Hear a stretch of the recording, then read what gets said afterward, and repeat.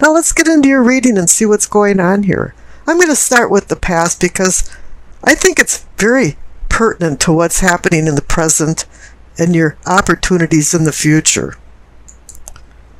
So for the past, you received the Page of Cups and the Seven of Swords. Let's talk about the Seven of Swords first.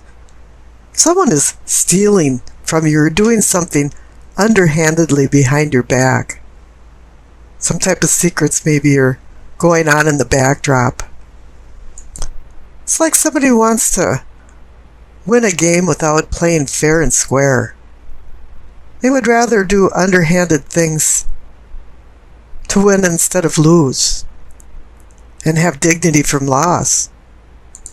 But you're diplomatic enough and wise enough to outsmart the sly fox, but you haven't been acting like that in the past because you received the Page of Cups, and he's very immature in his actions and his emotions. And normally he's a little too busy being depressed from unrequited love or falling head over heels in love. Love is his aim and fantasies are his game. And the spiritual world is his plane. He's an idealist, a sentimentalist, and an unrealistic dreamer.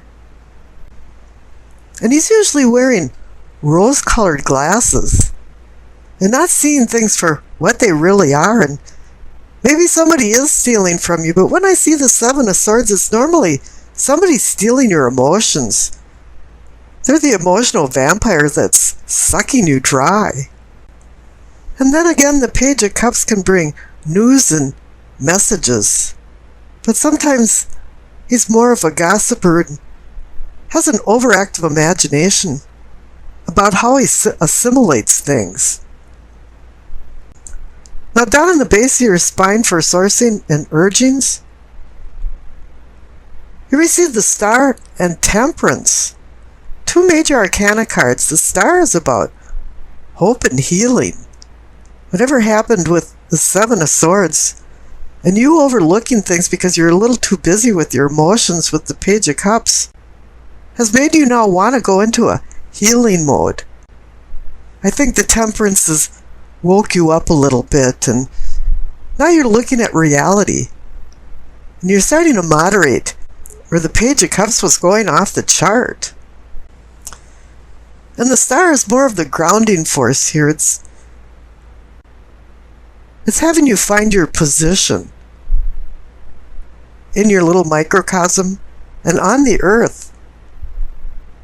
And the Star also has you find your position relative to the celestial stars that are constant and fixed. This is a time for you to review where you've been, what you're doing right now, and where you want to go, and what's your purpose in life, and what will make you happy. And this is reinforced by the pelvic and sacrum for awakening and arousing. Receive the Two of Pentacles. Any two is a decision card. Balance, partnership. It's time to make some decisions, and you're juggling these decisions around, and it's time not to drop the ball while you're juggling. But the clarification card is the Eight of Wands. The card of sudden change, or maybe it's just sudden decision. But the Eight of Wands can also be a message or some type of news. And that can be connected to the Page of Cups too. So it seems like you've been juggling some ideas around and you haven't been quite sure of what to do, but maybe the universe is making the decision for you, and very quickly. Now up above in your solar plexus, you receive the Ten of Pentacles, the card of contentment and satisfaction. It's usually considered the retirement card where you have the luxury of comforts, but not all of us are in retirement age, and it just says you are content and satisfied. You might not have all the luxuries, but you have enough that make you comfortable. And the clarification card is the Six of Wands. It's saying that you were a victor in some type of contest or competition, and you're doing your honor lap, or you're being recognized for your accomplishments. But gravity always pushes you back down to earth, and it's time for you to humble yourself and go back to your regularly scheduled program. It's time to take on more responsibilities, because the center card for the heart of the matter is the King of Swords. He makes rules and regulations, verbal and written, for civility. He makes structure and organization. All of a sudden, you're taking control of your life. You had to make some decisions, and I think now the King of Swords is making these decisions for you. He's standing behind and watching your back. Now the clarification card is the Six of Swords. And it's a moving on card. It's going from tumultuous waters to more tranquil waters. And this has the same theme as down there in the throat for communicating and teachings. Receive the Chariot. He's about moving forward. The whole card is about motion. And it's also about self-control. The Chariot card has the military guise to it to remind you that it's about discipline and regulating your willpower. He wants you to be victorious and by overcoming your oppositions. It really is about opposing forces. The Hanson Roberts card really hit it on the nail when they put the yin and yang symbol on the front of his chariot. So it wants to remind you to have self-control versus lack of control. Don't get drawn into the Dr. Jekyll and Mr. Hyde syndrome, because all it's going to do is hinder your progress. But I don't know if that's the problem here, because the clarification card is the Nine of Cups, the wish card. And it's been coming up so often, and it's made me want to say, curiosity killed the cat, and everybody forgets the second line, and satisfaction brought him back. And the Nine of Cups is about satisfaction, contentment, happiness. And this contentment is reinforced by the card up in the third eye for seeing and envisioning as the Empress. She's the Mother Earth, the Alamata, the nourishing mother of all, and symbolizes fertility and creation, love. She's telling you to cultivate your conscious ideas and enjoy what the material world has to offer. But before you do that, you have to go with the clarification card of the Hermit. He's indicating that you have a desire for change in your unconscious inner self before you start enjoying the conscious foreself. It's time for you to go on a soul journey of self-discovery. You're seeking guidance from his staff and wisdom from the light in his lamp for enlightenment. The funny thing is, at the end of your hermit journey, you realize that you knew the answers all along to the questions that you were asking. Now up above in the crown, you receive the Queen of Pentacles. She's about practical matters. She's a pragmatist. She's got a grip on reality. And this is good because the clarification card is justice. And when justice shows up in a spread, it normally means something's been out of balance. Now with the Queen's practical stature, she's the one that can put things back into balance and into equilibrium.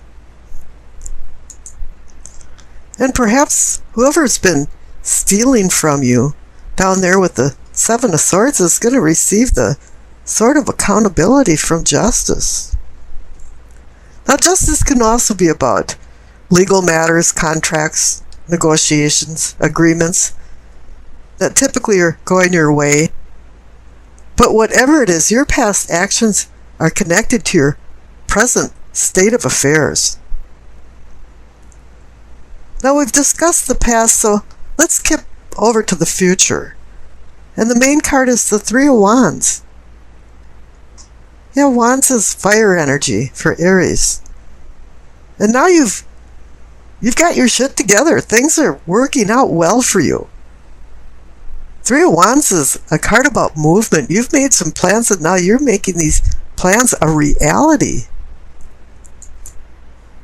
And the clarification card was the Hierophant. You might think that's a funny place for having somebody that represents traditional religious teachings or beliefs. But maybe now you understand the beliefs that you have.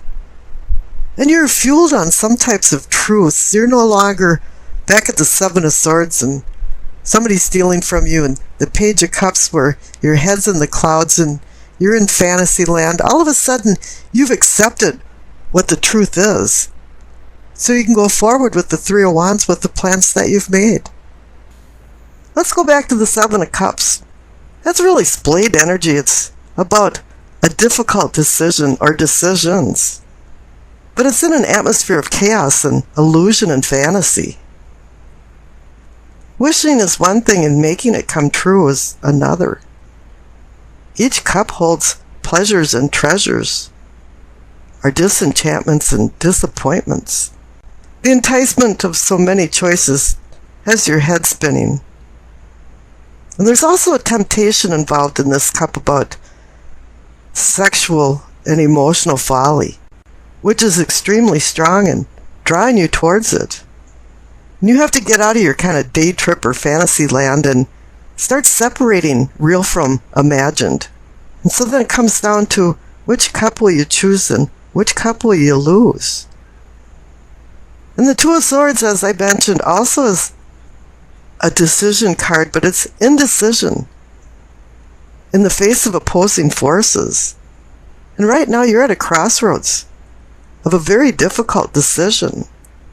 You know, all two cards are about planning and decisions, balance and partnership. And in this instance, confusion has set in and you don't know which way to turn. There's challenges and obstacles laying ahead, and it's discouraging, even for those with a strong disposition. It's time for you to do some soul searching to find a resolution to your particular dilemma. And you know what, you have to understand too that not making a decision is a decision in itself, and at times the cosmos will take a handle on things and make one for you. And this might not be to your liking. Now the Emperor is about overseeing organization, structure, and responsibility with rules and regulations to manage his empire. But in this instance, the Emperor personifies you because Aries rules the Emperor card. You'll see rams on the armrests of his throne. The Emperor symbolizes power, leadership, authority, and vigilant governance. Decisions are made in his chamber with logic and reason. He leaves the emotional decisions to his soulmate, the Empress. He's like a CEO of a company, all the way down to the patriarch of a family. And he's here to assist you in running the microcosm of your personal empire. And he's here to assist you also into making good decisions, logic and reason-based decisions. Okay, and then the 3 dice down on the bottom, you receive Gemini, Saturn, and the 8th house. Connecting the dice right away to the cards says to me that all roads lead to Rome, or more precisely to the Emperor. He's the key to this reading. You know, the 8th house brings in the idea that death and taxes are the only thing you can depend on in life. However, with the 8th house involved in it, you got your hands in the cookie jar of joint finances and other people's money. Initiatives and discipline hit the forefront. The combination of the cards above and the dice indicate that you will find new and exciting ways of conducting old mundane business into prospering new business affairs. That is if you're not turned off by listening to other people's opinions and indulging in self-justification to sway personal interests into your favor. Then all bets are off. Diplomacy can be really sweet and also your ticket to success. Although solutions to pending problems must be based on the value of your product or the usefulness of your service. Intellect will be strong with heavy emphasis on details of legal contracts and agreements as well as the sciences for some reason. Candid words conveyed to you are spoken by you, set the stage for establishing priorities. Disturbing dreams bring spiritual insight from astral projection encounters.